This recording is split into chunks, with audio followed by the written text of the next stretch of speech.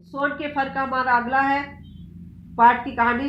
घर आकर उसने बचे हुए फल को अपने घर रसोई में रख दिया और थका मांदा शीघ्र ही सो गए, जल्दी सो गया। मुर्गा के बाग देते ने सुबह होने का। सुबह जब हुई तो सुखराम उठा और रसोई में जाकर आले में रखे हुए फलों को देखे आश्चर्यचकित हो गया कि वो सारे फल किसके हो गए थे, सोने के हो गए थे। सुखराम सोच में पड़ गया था उन सोने के फलों का क्या करे।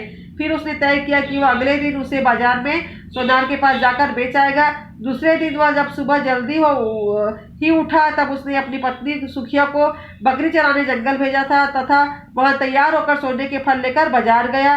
वहां उसने सोनार को फल बेचकर रुपए की गड्डी लेकर घर वापस आया। सोनार को फल बेचा और रुपए की गड्डी लेकर घर वापस आया।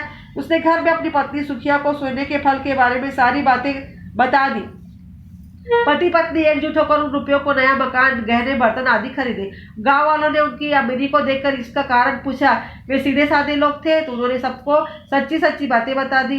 एक दिन चार चोर सुखराम के घर आए। उसने सोने के फल को दिखाने को कहा। सीधे साधे सुखराम ने उन्हें रसोई घर में लेकर वहां रखे हुए सोने के फल दिखा दिए।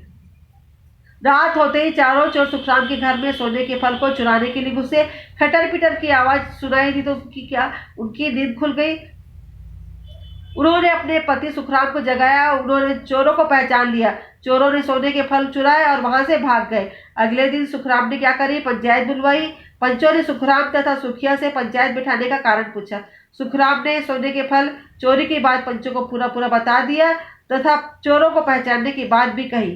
पंचों ने चोरों को पंचायत में बुलवाया और उन्होंने चोरों को डांट लगाई तथा चोरी के बारे में पूछा। चोरों ने सोने के फल की चोरी स्वीकार कर ली थी। उन्होंने कबूल कर लिया था कि हमने चोरी करके।